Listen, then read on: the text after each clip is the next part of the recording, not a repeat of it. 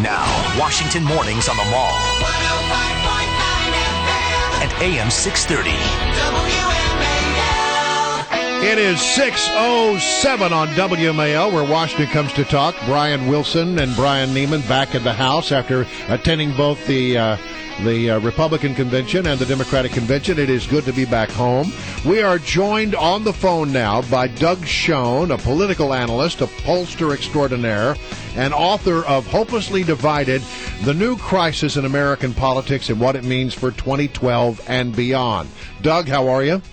Brian, I'm fine, and I'm pleased to be back. Okay, good. Okay, now, let's say, first of all, let me ask you about the GOP convention. As you look at the polling data, does the data suggest that Mitt Romney got a bump out of Tampa?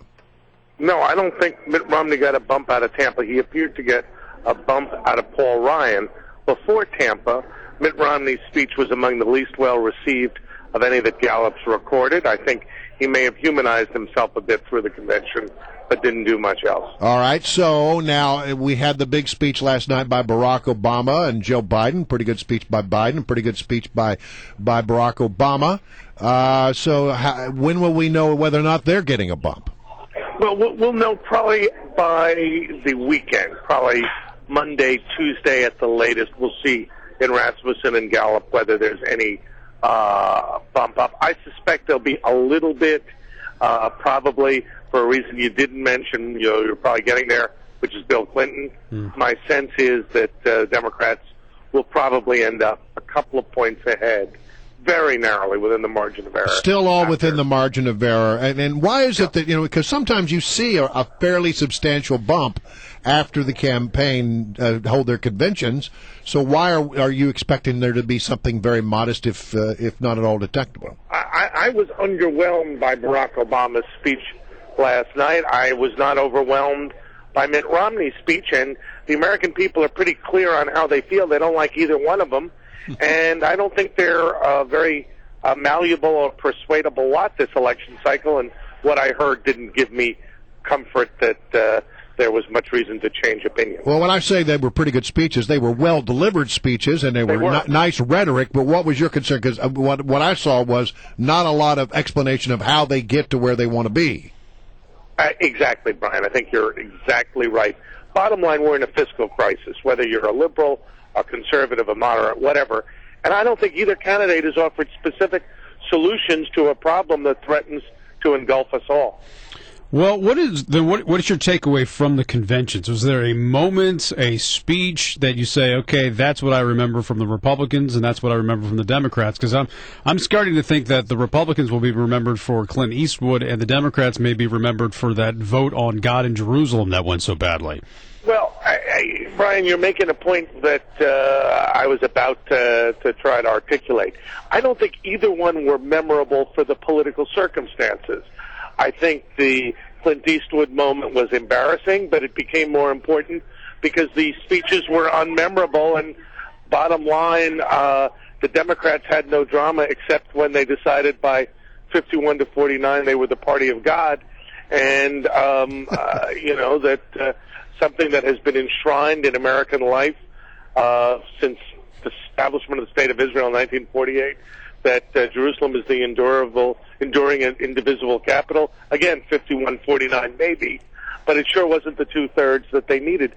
Bottom line, I don't think either convention delivered, except for Bill Clinton, who made it very clear why we ought to change the Constitution and allow third terms. Hey, but hold on a minute. This God vote that was so messed up on the floor of the convention on the second day that everybody was talking about. It was sort of unexpected. So therefore, things that are unexpected get a lot of coverage because we weren't expecting them. Right. But I'm wondering. We've already seen Alan West put out an ad that says that the party, turned against God 3 times. They voted no against God. Is that going to be something that resonates going forward, or is that a 1 or 2 day story?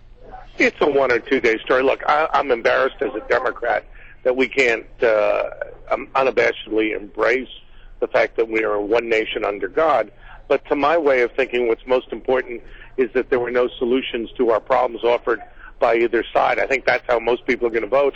And if you notice, Bill Clinton didn't talk about social issues at all. He talked about the economy, unity, and, gentlemen, he also praised George Bush. Yeah. We're talking with Doug Schoen, political analyst, pollster's got a new book out called Hopelessly Divided, The New Crisis in American Politics, What It Means for 2012 and Beyond.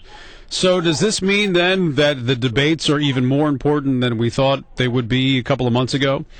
I think absolutely. I think the debates are going to set the tone for an election that is not hopelessly divided, as my book says, but evenly divided. And I sort of think that it's an easier task for Romney in the debates because people have such a, frankly, low opinion of him that if he's able to acquit himself well, it could redound to his benefit. I think Obama's a good debater. I don't count him out by any means, but it's pretty hard for him at this late date to change minds. We had Joe Trippi on yesterday from down there in Charlotte, and one of the things that he said was, look, there really aren't that many voters left to persuade. And if you really get down to electoral college politics, what you're really talking about is spending about $1 billion in ad revenue to try to get a key 90,000 votes that could turn this election. Do you agree? Joe's exactly right. I did the same arithmetic he did, and I get it maybe a few 100,000 more. But the essence of his analysis is right. It's a few swing voters in a few swing states. And if you play it all out and you sort of give Romney the states he needs, which are North Carolina, Virginia, Florida, and Ohio, and then you start parsing from there, you've got, Colorado, Nevada, Iowa, New Hampshire, and maybe Wisconsin in play. And bottom line, it's slim pickings among voters who are disengaged and disinterested in a few states. It's not a real testament to our democracy. We saw a lot of what Republicans and conservatives think is a deep bench for them in the future with all the governors and the speakers at the RNC. On the Democratic side, as a Democrat, what do you think of the bench for the Democrats right now? Well, look, I like and am a friend of Andrew Cuomo.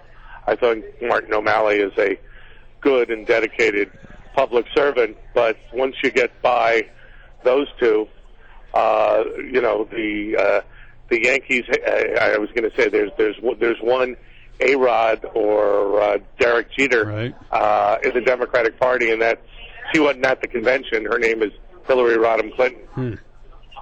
That's the Democratic bench. That's it, huh? Well, I mean, she's a consensus nominee in 2016 if she decides she wants the nomination, which, if I were a betting man, I bet she'll go after.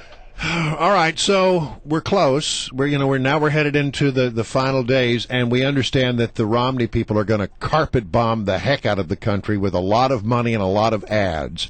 How much can that move the needle?